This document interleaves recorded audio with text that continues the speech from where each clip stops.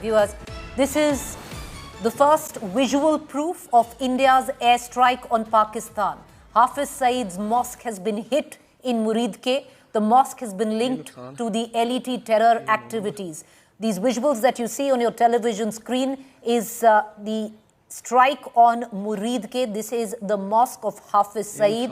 Hafiz Saeed lives in Muridke. There have been multiple strikes in Muridke. The first visual evidence coming in right now, visual proof of India's strike on Pakistan. Hafiz Saeed's mosque hit in Muridke. One thing it's all tying in together, viewers, that the ultimate aim of India's strike was not just to take on the terror launch pads across the border in Pakistan, but actually, attack the monsters who foment their terror in Pakistan, the likes of Hafiz Saeed. And what you see on your television screen is a reflection of that. Shivani, what more can you add to this?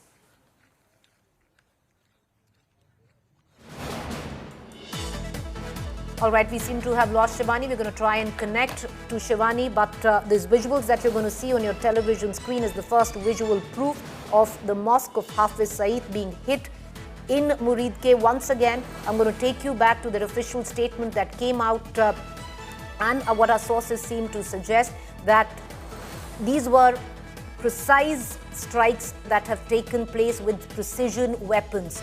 And all of these 9 sites were clearly pinpointed by Indian intelligence. The RAW was one of the key figures in identifying these 9 locations across the border, and one of them is Hafiz Saeed's mosque in Muridke. More news coming in. What we've been given to understand that escalation across the border where LOC is concerned, multiple ceasefire reports coming in from Pakistan. Now, word also coming in half hour ago, Pakistan NSA DG ISI Lieutenant General Asim Malik dialed the US Secretary of State, and a statement is awaited. So clearly India has briefed America. Pakistan also now reaching out. Pakistan has already deemed India's attack on these terror launch pads and an attack on terrorists like Hafiz Saeed an act of war. I want to cut across to Mir Farid, my colleague who's joining us. Mir, ever since 9:45 when these attacks have taken place, the LOC is hot. Heavy shelling across the border, multiple reports of ceasefire violations by Pakistan, and shelling now clearly in terms of artillery, it's heavy shelling. What are you witnessing? What are you hearing? What are you picking up? Well, yes, in fact, shelling is happening.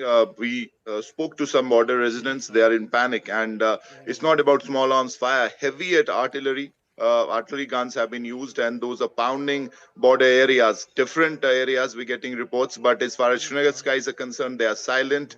There is just a slight, you can hear the sound of UAVs, drones, but they are very high, but no major fighter jet activity. But I can also confirm to you that there is a plane crash, a fighter jet that has crashed in Pampur. That has happened in a residential area. Been told that this could be a Pakistani fighter jet that has been shot down by That's big Indian news, air battery. Mir.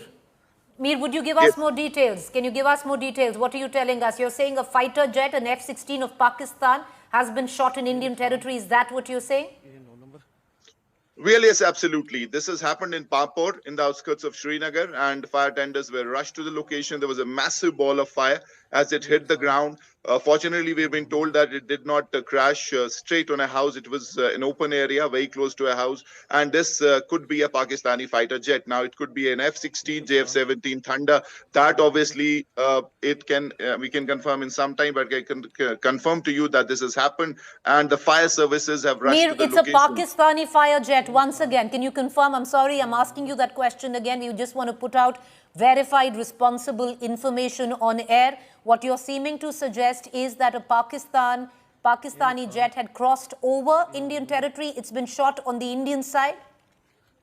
Yes, that's the preliminary info I can give you, and we've also got some visuals on the same where fire services Jawans are trying to extinguish the fire. It is a fighter jet, and the debris of the fighter jet is scattered across that particular area. Now, exactly whether it is a F-16 or what is the brand of this particular fighter jet, we do not know. Is the But I can pilot confirm dead, to you. or do we have any indication of the pilot of this jet?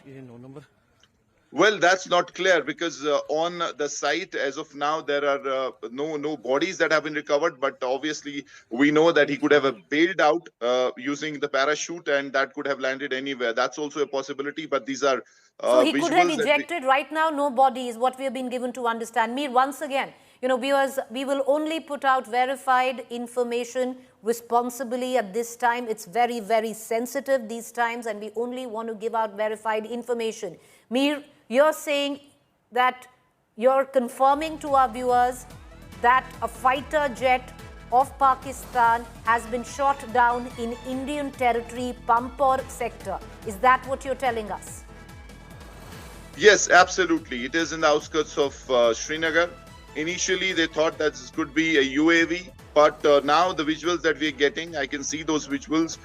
This is definitely a fighter jet. The fuselage. Mir, I'm going to come right back to you. Hold on to that information. Huge news break that Mir was giving us. I'm going to come back to that. But I want to also take our viewers through the latest news break that we're putting out. Sources have confirmed to India Today that the Indian Armed Forces have conducted airstrikes inside Pakistani territory using Rafale fighter jets equipped with Scalp cruise missiles and Hammer precision-guided munitions. Indian Navy assets also involved for 9 precision strikes carried out from within the Indian airspace, targeting locations across the border. When it comes down to Scalp and Hammer missiles, viewers, these are precision weapons that we've been speaking of, that India has used over the course of the last 2 hours.